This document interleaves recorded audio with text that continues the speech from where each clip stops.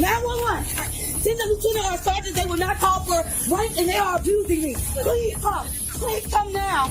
On July 25th, officers were called to the Pensacola airport after a passenger was acting disorderly on the plane before takeoff. When police arrived, she refuses to cooperate or exit from the premises, quickly turning the situation into a chaotic arrest. Officer, may I ask a question? Yeah, once we get around here. Okay, I'm coming. No, ma'am. Oh, no, this is about my ticket. I need to know this. I need to know We're this. getting off the plane. I know. We're not the- leaving yet. The stewardess won't be able to help Okay. the ticket. Okay. So, yeah, we're gonna. Can I ask you something? After we get off the aircraft, absolutely. And you just reached on the phone. And my dad will know. Everybody know, though.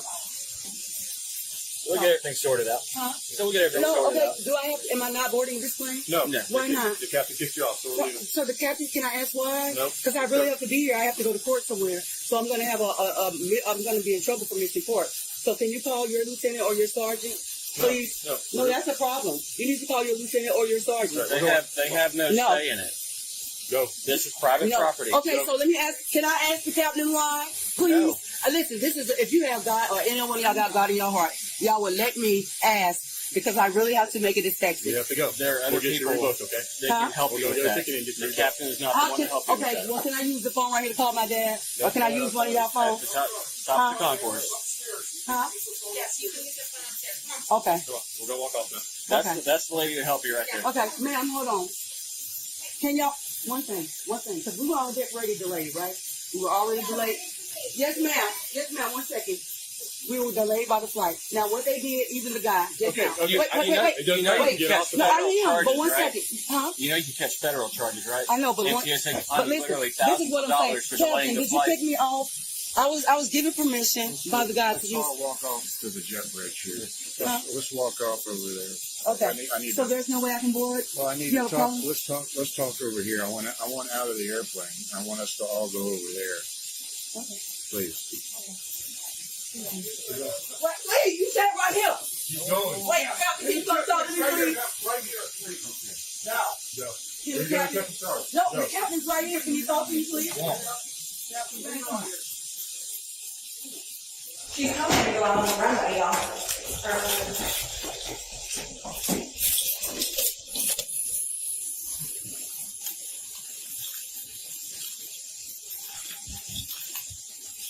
Look. Hold on. 911. This is his son. Stop. Yes, please come to Pensacola Airport. Send the lieutenant or sergeant. They will not call for rank and they are abusing me. Please come. Please come now. I'm Pensacola Airport. Can I get my bags? Can I get my stuff? Look, can I please? We're walking this way Can I now. get my stuff? Ma'am, can you bring me my bag back there? They will take care of your property. I apologize. Here you go this way. Hey, can I ask y'all something though? Can y'all stop and let me ask y'all one thing? Please. Look. Okay. You got rebooked? Are you serious? Go to jail now. No, what? Look. Okay, look at this. Didn't I ask you? Look, can you listen to me? No, we don't listen to you. No, because I did ask you guys. I said, could I talk to the captain for a minute? Because I had to make it somewhere. Didn't I tell you guys that? Or ask you guys that? No one cares where you have to get. You were kicked off the plane. That's all that Okay, matters. but he said he was going to talk to me about it, right? Then you ran away. Huh? Listen, my thing with it is, so now I'm going to jail? Yeah. Yeah, a Pensacola police coming anyway. And it's in the Sergeant of the because I didn't want to call for him. Okay. But listen, hold on. Come here. And I thank God for everything you have did and done for me. You heard me? Thank you, Jesus. Hallelujah. Wonderful Savior. God is good, y'all. And if y'all had God in your heart, though, y'all would let me do, y'all wouldn't be doing this. You'll put her in yours or not. Whichever. If y'all had the love of God, which is on y'all wouldn't be doing this to me. I promise. You got anything? Thank you. That's it. Sit there. Have a seat, baby. Okay. Watch it no, when you get in. all right, but can y'all let my window down first? Cause Yeah. hot. Yep. So We'll look, get that he's opening it. I'll sit. Listen, Okay, I'm go ahead and sitting. sit in the seat. I'm sitting. All right. I'm sitting. Okay, go much better. I am. Just turn it down. Can you crack my window for me, please? Yep, we'll crack the window and cut the AC on for you. Thank you. Move Now look feet. at this. Are you getting my bag to bring with me? Yep. Okay. You're going to have everything with you, all right? All right. Hey, come here. What's up? Can I ask you one thing? Okay. What's your name? Daniel. Can you call a sergeant or lieutenant now? That you know you're supposed to because that's your rank and you'll get arrested. Okay. I mean, not arrested. Listen, Thank you for informing me of I that. apologize. Not arrested, but in trouble. You know as a duty, that's your duty. So can you call for a ranking officer right now? If it's anything to do with the airline, No, it's not to do with They the don't have airlines. anything to do with I need you to call a ranking officer. I'm requesting that, please. I can request. I don't know what their availability is. Please request them. He's requesting a ranking officer. Can you please do that now, sir? Chat 1. You changed your radio. Requesting a ranking officer. Can you please request that ranking officer, please? 144 Pensacola, Chunkley. If you haven't already, can you blow us the screen for a disturbance there at the airport? And we've got a We need a ranking officer.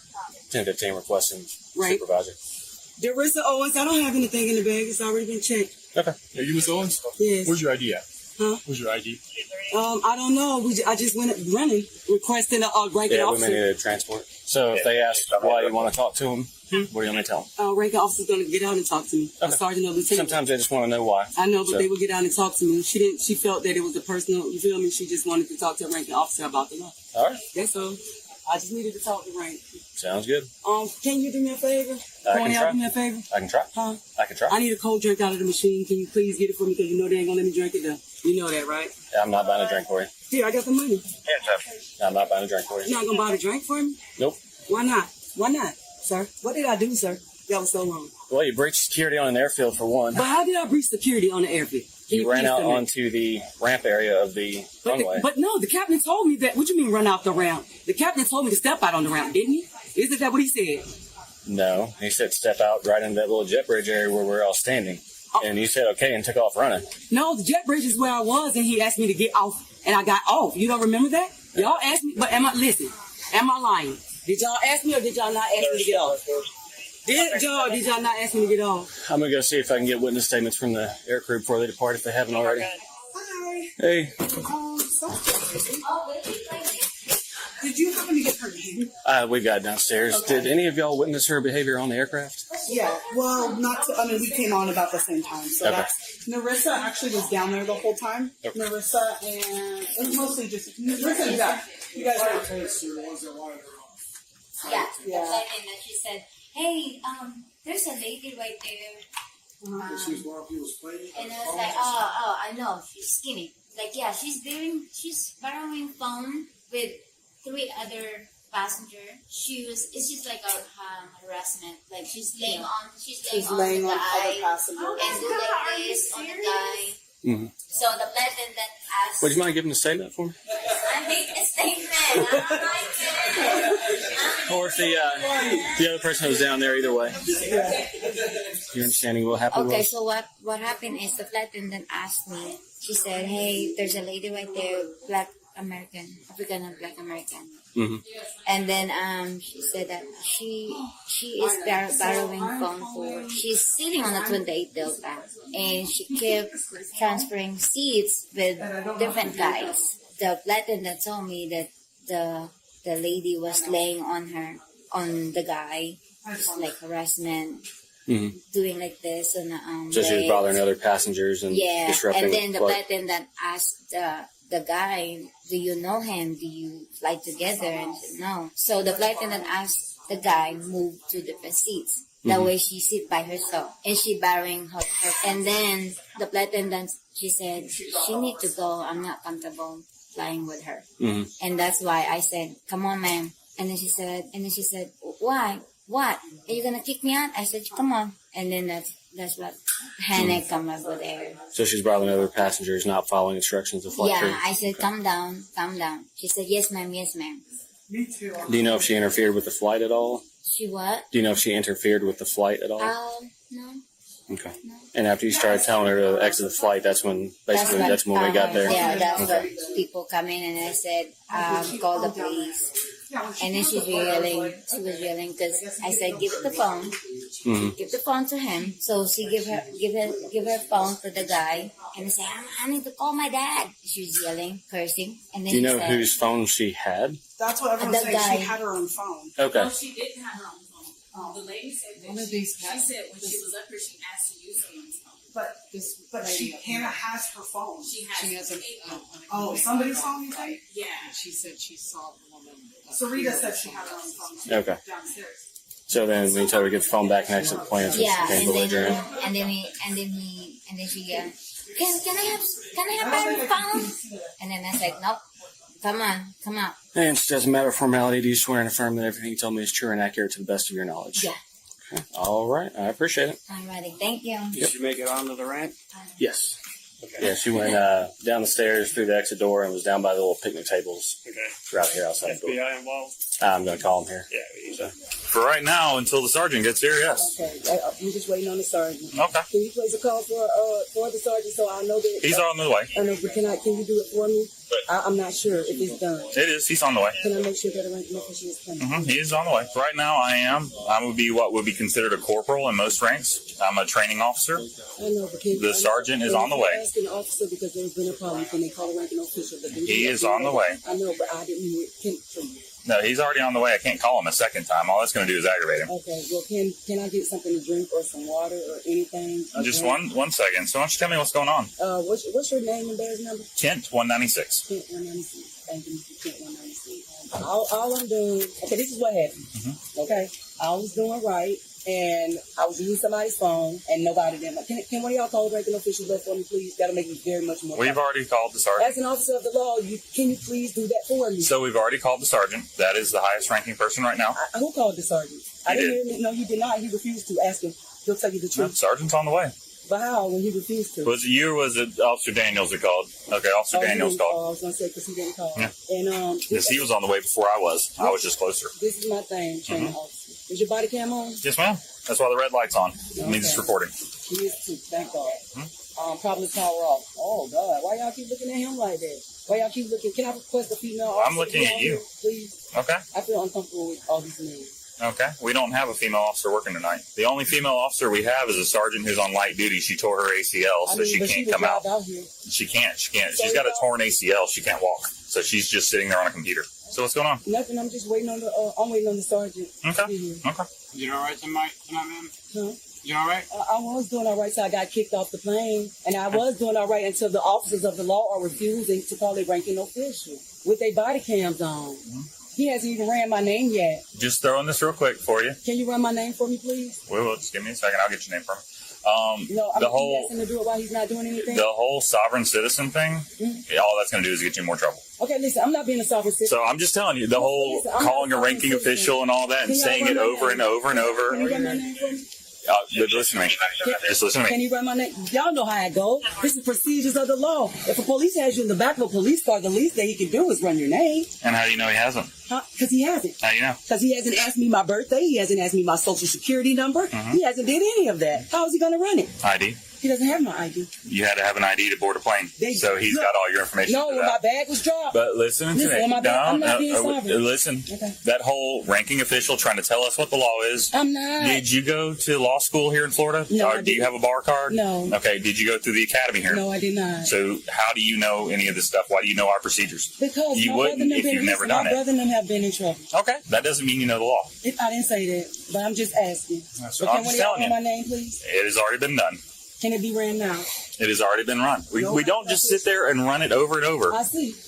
That's not the way it works. I see. Like I said, all you're going to do, this whole Sovereign Act, is just going to get you in more trouble.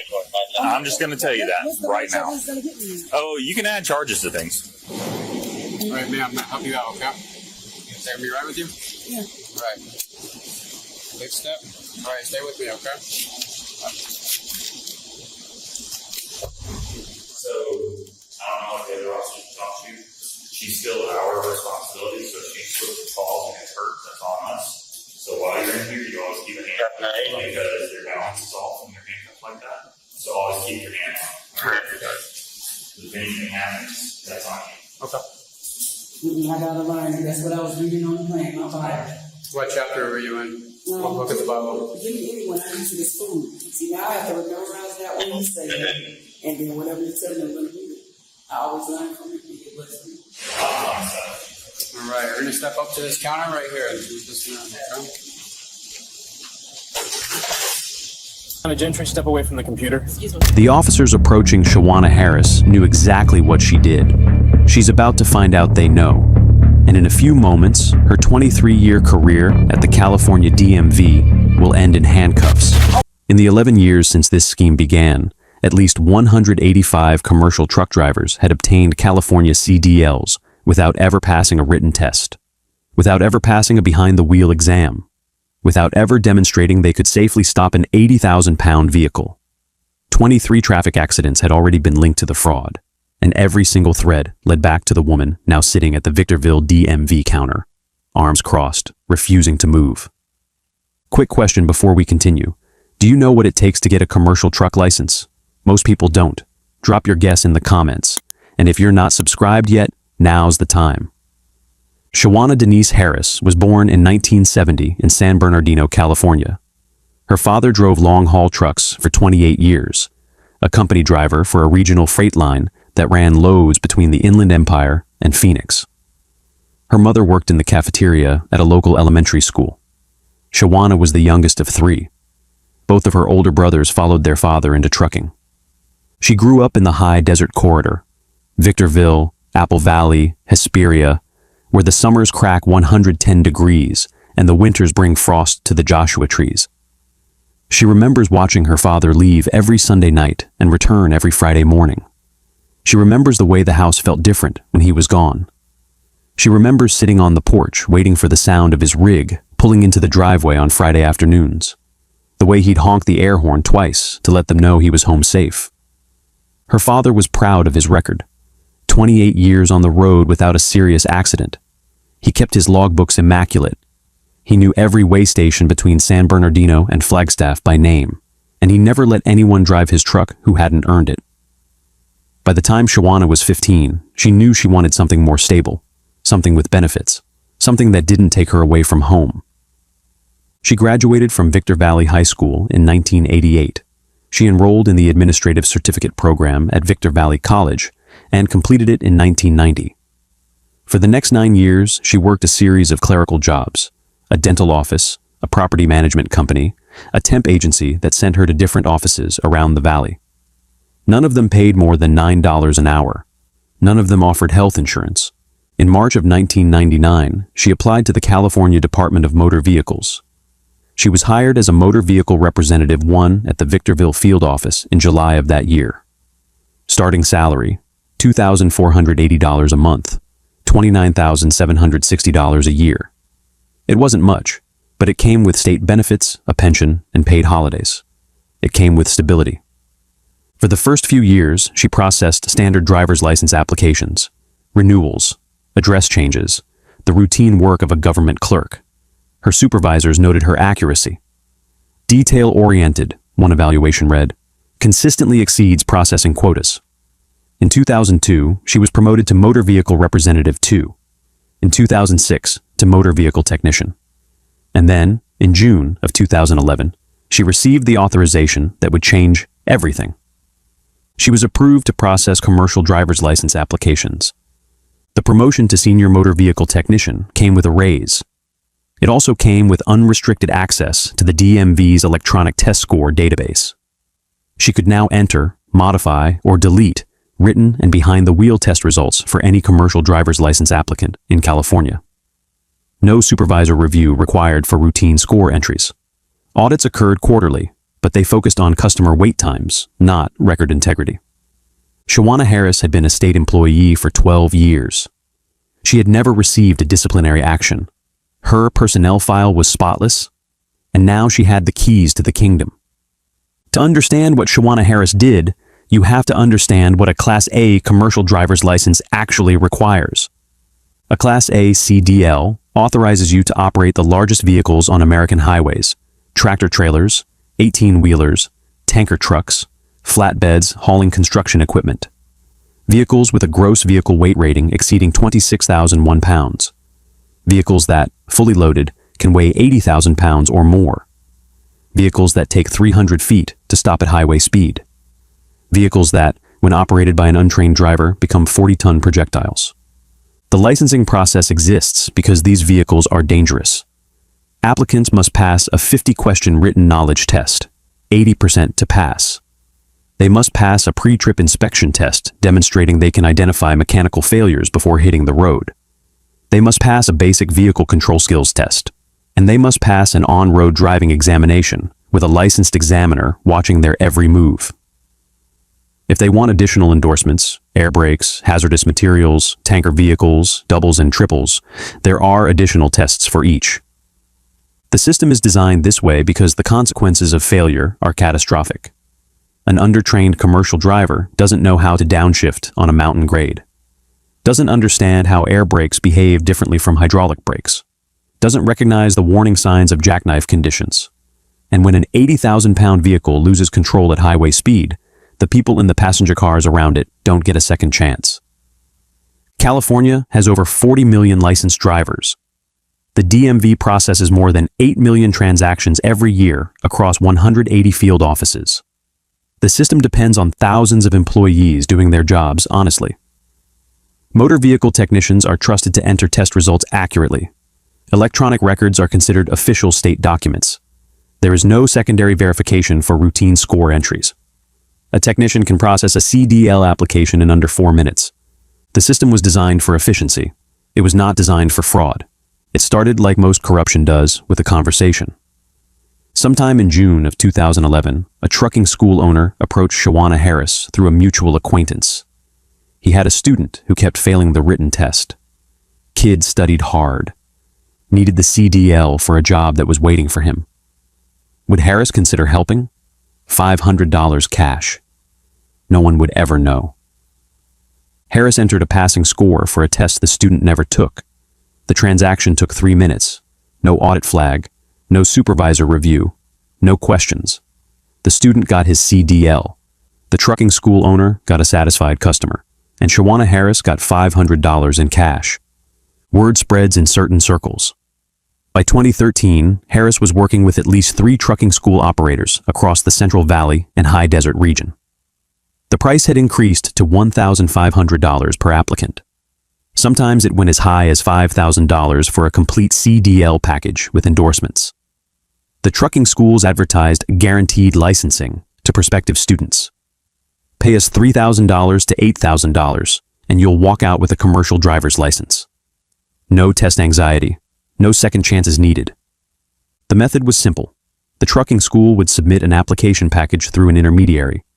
The package included the applicant's photo, supporting documents, and a cash envelope. Harris would enter false written test scores into the DMV electronic system. She would enter false behind-the-wheel test scores. The CDL permit or license would be issued to an applicant who had never demonstrated any knowledge or skill. The transaction was recorded as routine processing. No anomaly flags, no alerts. Just another satisfied customer at the California DMV. The scale grew year by year. At least 185 fraudulent CDLs were eventually traced to Harris's login credentials. $277,500 in documented bribes, though investigators believed the actual number was higher. Cash deposits structured to avoid the $10,000 reporting threshold. Separate bank accounts that her husband didn't know about.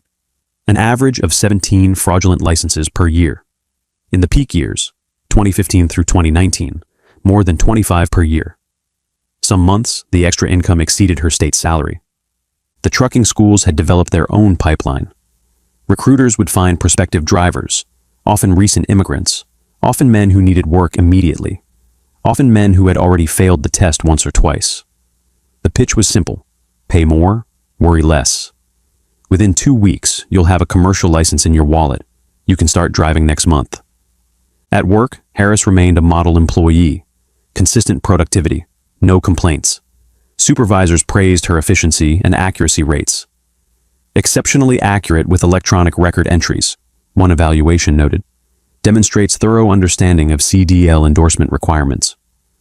At home, her colleagues noticed the improvements, the new car, the home renovations, the family vacations. They assumed inheritance, or her husband's income. No one asked questions. For 11 years, no one asked questions. The scheme began to unravel in 2015, not because of anything Harris did, but because investigators started noticing patterns. Homeland Security Investigations in Sacramento received a tip about a trucking school in the Central Valley that was advertising guaranteed CDL licensing. Separately, the FBI received a complaint from a competing trucking school owner who was losing business to operators who seemed to promise what no legitimate school could deliver. And the DMV's own Office of Internal Affairs opened an inquiry after statistical analysis flagged unusual processing patterns at several field offices. The Department of Transportation Office of Inspector General joined the investigation due to the interstate highway safety implications. 4 agencies, dozens of agents, and they all started pulling the same threads. The statistical analysis was damning. Certain DMV employees had applicant pass rates that were statistically impossible. The same trucking schools appeared repeatedly in their processing queues. Cross-references with actual test appointment records showed massive discrepancies. Applicants who had received passing scores had no record of ever appearing at a DMV testing location. Some had been out of state on the dates their tests were supposedly administered. The investigation went undercover. Cooperating witnesses were introduced to the trucking school network. Conversations were recorded. Cash was marked and traced, from trucking school to intermediary to DMV employee. Digital forensics confirmed which employees had logged into the system to make the fraudulent entries. Physical surveillance documented meetings between the conspirators. By 2020, investigators had identified 20 defendants across the conspiracy. Multiple trucking schools were implicated: Sacramento, the Central Valley, as far north as Eureka. Multiple DMV employees were found to be accepting bribes at different locations, but one name kept appearing more than any other: the longest tenured participant, the highest volume processor, the employee who had been doing this longer than anyone else, Shawana Denise Harris. The evidence against Harris was overwhelming. The DMV's electronic audit logs preserved every score modification in the system. Harris's employee credentials were attached to at least 185 fraudulent entries. Timestamps showed the entries were made during her shifts at her workstation using her login. Bank records documented cash deposits that coincided precisely with fraudulent processing dates. And then there were the recordings. Cooperating witnesses had recorded their conversations with Harris. The transcripts left no room for doubt. March 14th, 2019, trucking school operator to Harris. Got 3 more for you this week, same arrangement. Harris. Okay, but no more than 2 same day, spreads it out. Operator. Understood, Tuesday and Thursday work. Harris. Cash before I touch the system, same as always. But the evidence went beyond bribery. Investigators had tracked what happened to the drivers who bought their licenses. 23 traffic accidents had been linked to CDLs issued through the fraud scheme. Undertrained drivers operating 18-wheelers on I-5, on Highway 99, on mountain grades they didn't understand. No fatalities had been confirmed, but serious injuries, yes. Crashes that could have been prevented if the drivers behind the wheel had ever been tested. The DMV was forced to cancel 602 commercial licenses connected to the scheme. Drivers were given the opportunity to come back and take the actual tests. Most of them never returned. In April of 2022, federal agents arrived at the Victorville DMV field office. Harris was at her workstation processing applications. She was escorted from the counter in view of co-workers and customers. A search warrant was executed at her Phelan residence the same day. The arrest happened at 8:47 in the morning. Harris was seated at her processing station when the agents approached. Shawana Harris? She looked up from her computer, removed her reading glasses, placed them on the counter. Yes? Ma'am, I'm Special Agent Vidal with Homeland Security Investigations. We need you to step away from your workstation. Harris did not stand. Her body stiffened in the chair. Her hand froze over the keyboard. Then her arms crossed over her chest, and her chin lifted. Homeland Security? I don't understand. I process applications. What does Homeland Security want with me? Ma'am, you're under arrest for conspiracy to commit bribery. Her jaw tightened. Her eyes locked on the agents. Behind her, co-workers had stopped what they were doing. Customers in the queue were turning to look. The DMV had gone quiet. Bribery. I'm not stepping anywhere until someone tells me what's going on. I've been here 23 years. I'm not just going to... Ma'am, we have your banking records. We have your phone records. We have recordings." For a moment, she said nothing. Her arms stayed crossed. Her chin stayed high. Then her voice cracked, just slightly, before hardening again. "Recordings of what? I want to see a supervisor. I want to know who authorized this. Stand up, hands behind your back, now." She stood, slowly. The handcuffs clicked shut behind her. The walk through the DMV lobby, past the rope barriers, past the waiting customers, past the co-workers she had known for 2 decades, took less than 30 seconds, but she kept her chin up the entire way. Cases like this remind us why accountability matters. If you want to see more stories about people who abuse public trust, make sure you're subscribed. Hit the bell so you don't miss a single one. Shawana Denise Harris was indicted by a federal grand jury in the Eastern District of California. The charges: conspiracy to commit bribery under 18 U.S.C. Section 371, unauthorized computer access under 18 U.S.C. Section 1030, and identity fraud under 18 U.S.C. Section 1028. Her defense attorney, a federal public defender named Wendell Kapoor, argued that Harris had been pressured by the trucking school operators, that she was a low-level participant who had been manipulated. The evidence said otherwise. In April of 2022, Harris pleaded guilty to all charges. The sentencing hearing was held on November 3, 2022, before Judge Carolyn Nguyen in the U.S. District Court for the Eastern District of California. The prosecution requested 7 years based on the scope of the scheme and the public safety implications. The defense requested 3 years, citing Harris's cooperation and lack of prior criminal record. Before the judge delivered her sentence, a victim was allowed to speak. Her name was Lorraine Fan. Her husband had been hit by an 18-wheeler on I-5 in 2018. The driver had never been tested. He had never been trained. He had bought his license from a trucking school that paid someone at the DMV. "My husband was hit by an 18-wheeler on I-5, Mrs. Fan told the court. The driver had no idea how to downshift on a grade. He'd never been tested. He'd never been trained. He bought his license from a trucking school that paid someone at the DMV. My husband survived, but he'll never walk the same. Shawana Harris didn't just take bribes. She put weapons on the highway." Judge Nguyen addressed Harris directly. "Ms. Harris, you held a position of public trust for over 2 decades.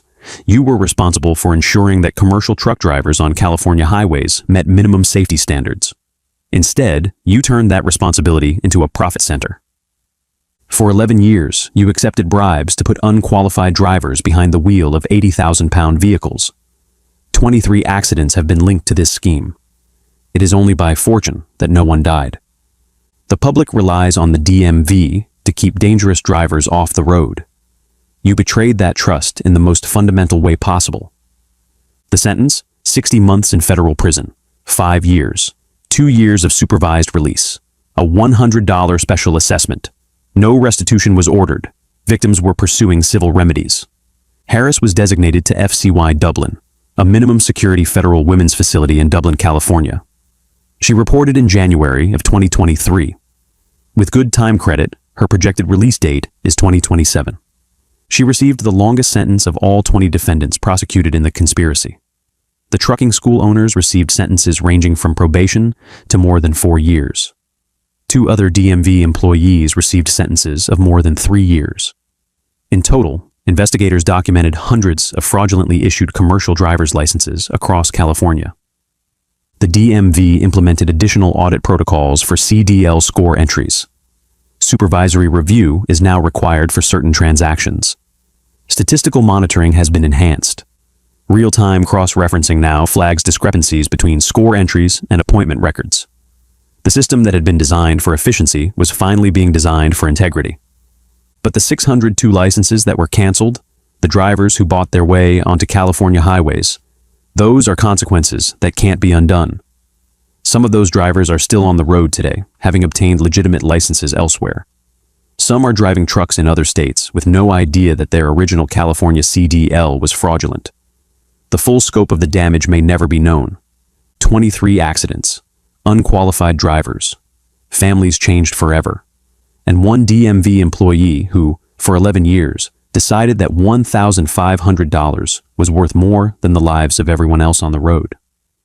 Her father had spent 28 years making sure every truck driver on the highway earned their place behind the wheel. His daughter spent 11 years making sure they didn't have to. That case still makes me think about every semi I see on the freeway. But this next case on the right-hand side, it involves someone who was supposed to protect children. Click it now.